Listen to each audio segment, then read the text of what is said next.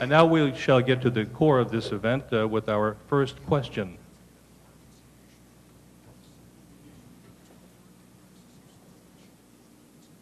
Good morning. Morning. Morning. My name is Rod Fiesel. I'm a fourth grade teacher at Hartley Elementary. I work for the Capital School District. My question is, how did the state get into its current $250 million budget crisis for the next fiscal year? School districts have been asked to cut their budgets by 10%, and for Capital School District, that's about $4.9 million. As governor, would you make cuts across the board, and how would you minimize the education cuts? Would you resolve the crisis through cuts alone, or are new revenues needed, and if so, what kind? Thank you. The first response will be given by Mr. Protack. Well, I'm glad you asked the question. I don't have to answer the $250 million because I wasn't there, quite honestly.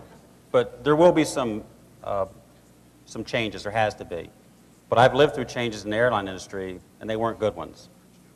The table I was at this morning, we were talking about that.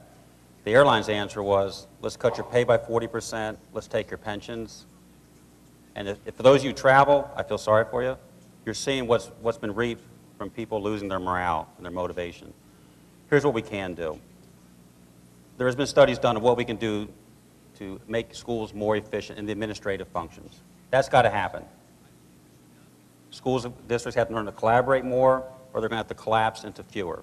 That's essential. Because you have to put more money into the classrooms. In my business, it's safety, and yours is education progress. So to answer your question more directly, the cuts will have to be made very smartly, not affecting classroom structure or teachers. That's critical. But again, there are some revenue enhancements. I think we need to do property reassessments and do that differently and better. Mr. Markell. First of all, I would not ask for cuts across the board. I think that reflects a lack of leadership. Not everything is of equal priority. And I will not take money away from where it impacts our students. A few months ago, a committee, a well-respected committee, identified tens and tens of millions of dollars of savings opportunities in Delaware education. And you know where they are? They're in things like coordinated purchasing amongst districts. The estimate is somewhere $15 to $25 million. This is something I did myself a few years ago with the state budget. We made sure that we were aggregating the purchases of pens and laptops and uniforms, and we've saved $30 million as a result over the last few years. I recently sat down with the school superintendents, and I told them I expect to be partners with them, but partner means I will hold them accountable. I think it's crazy that we have different districts buying the same textbooks or textbooks from similar suppliers, similar publishers, and not aggregating. We can save money there. We can save money by expanding a few years the length of time that our buses stay on the road, and by the way, there's not going to be an issue of safety because even the longer time will be less than the national average. So there are plenty of savings opportunities across the board within the rest of state government and within the department, within education, that does not have to have an impact on the student in the classroom, that does not have to have an impact on you. And as governor, I will make sure there is none.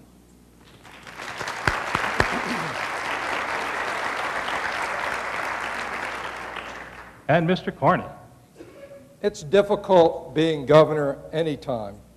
When times are tough, when the economy is down, when revenues decline, it's more difficult than ever.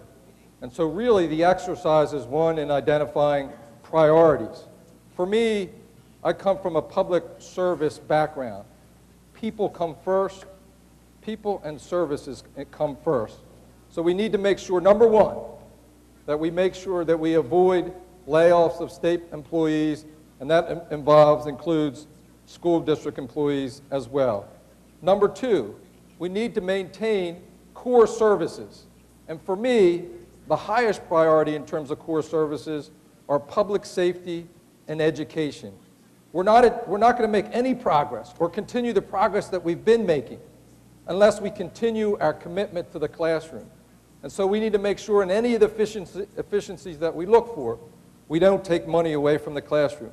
There are plenty of other places to look in administration costs, both in schools and in school districts, purchasing, transportation, large projects that aren't really high priorities, whether they're in schools or elsewhere.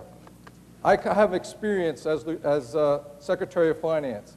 I know the financial mechanisms that you can use to bridge the gap from where we are today, where we have a downturn in revenues, to when the economy returns a year or so from now, and revenues will increase again, enabling us to do the things that we all want to do to improve our schools and other services.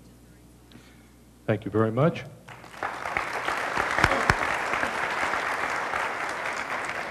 And now for 30-second rejoinders or responses from each of the candidates. Again, we'll begin with Mr. Protack.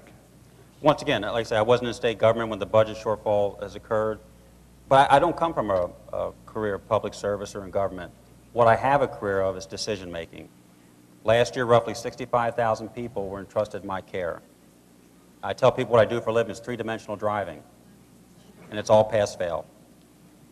My decisions have ramifications. If things don't work out, I make the news, which is a good thing, but in a bad way. I've got the experience, both as a military officer, as an airline captain, to make decisions. I know what it's like to have people look you in the eye and say, Captain, what are we going to do? Thanks. Now, Mr. Markell. Leadership is about making choices. I would not have chosen to buy golf courses a few years ago. I don't believe that was a good use of state money, and look where it's gotten us today. That is the way it is. I also believe that we have an incredible opportunity. The best way to find savings is to ask the people who are closest to doing the work. And so that means reaching out whether to teachers and to state employees across the board. They're the ones who understand where the money is. This is something I've experienced with 3 times in my life, twice in the private sector, once in government. We can save the money, and when we have to get the additional money, we'll do that as well. Okay. Mr. Carney.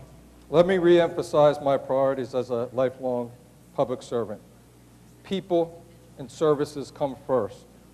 No layoffs, no cuts in personnel, and no cuts to the classroom. There are plenty of opportunities to find savings in other places in our government and to find mechanisms for us to bridge this short-term gap that we have.